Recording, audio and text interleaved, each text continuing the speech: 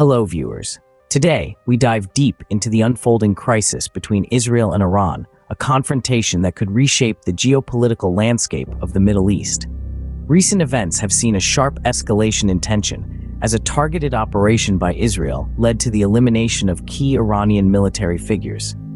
This action did not go unanswered. Iran retaliated swiftly, launching a barrage of drones and missiles in Israel's direction. This may seem like a straightforward tit-for-tat, but there's more to it.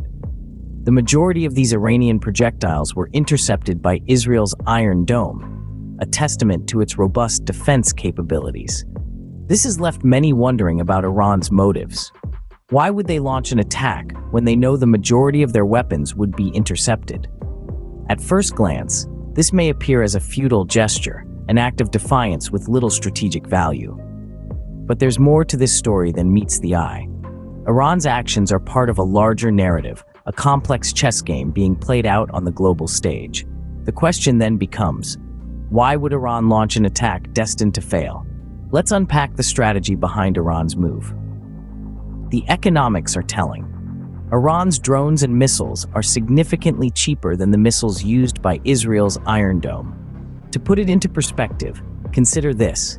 An Iron Dome missile costs approximately between $40,000 to $100,000 each, while an Iranian drone or missile is estimated to cost somewhere in the ballpark of $1,000 to $20,000. This stark cost disparity plays a significant role in shaping Iran's strategy. The cheaper the weapons, the more Iran can afford to produce, and the more they can launch towards Israel.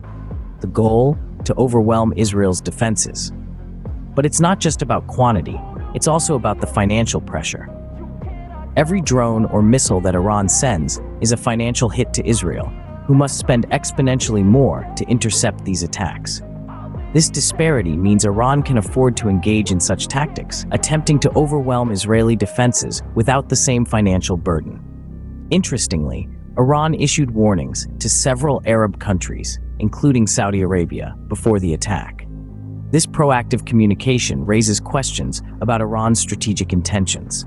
It appears that Iran wanted to signal its military capabilities and resolve to its neighbors and adversaries alike. This was not just about Israel, but also about establishing a regional narrative.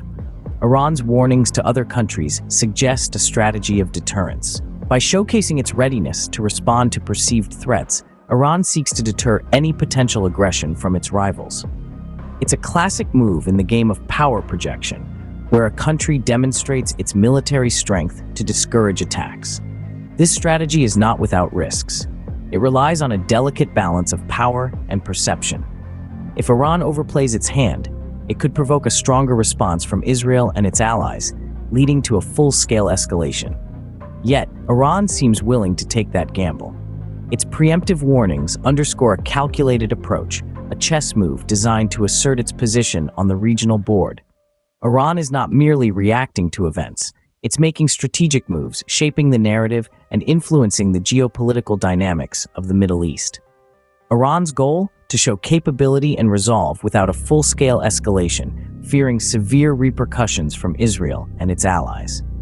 Despite the Iron Dome's success, the psychological impact on Israel was palpable. This isn't just about the physical defenses that repel an onslaught of missiles. It's about the hearts and minds of a nation living under the shadow of constant threat. The Iron Dome may intercept projectiles in the sky, but it cannot shield the populace from the fear and anxiety that such attacks engender. Every siren, every rush to a bomb shelter leaves an indelible mark on the Israeli psyche. Parents comforting their children, businesses disrupted, daily life turned upside down. These are the unseen casualties of this conflict. And it's not just the immediate stress of the attacks. There's the lingering unease, the knowledge that despite the Iron Dome's impressive track record, not every missile can be intercepted. That uncertainty takes a toll, eroding the sense of safety, the feeling of normalcy. This is the human cost, the emotional toll of living under the threat of imminent attack. It's a form of psychological warfare, designed to sow fear and disrupt everyday life. And in this regard, Iran's strategy may have achieved its objective. For a brief period, there was panic, achieving part of Iran's objective to unsettle the Israeli populace. What does this mean going forward? both nations stand at a precarious juncture. The recent escalation has thrust the Middle East into the global spotlight, with the potential to reshape the geopolitical landscape. For Israel, the necessity to defend its sovereignty is paramount. Yet, its course of action could either douse the flames of conflict or fan them further. On the other hand, Iran's bold move has undoubtedly ratcheted up tensions, but it also underscores a strategy of deterrence rather than outright war.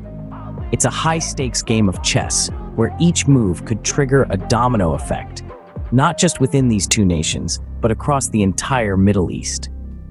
The international community watches with bated breath as both nations navigate this delicate situation. The choices made in the coming days and weeks could set the tone for future relations and potentially redefine power dynamics within the region. The next steps by either country could have profound implications not just for the Middle East, but for the entire world.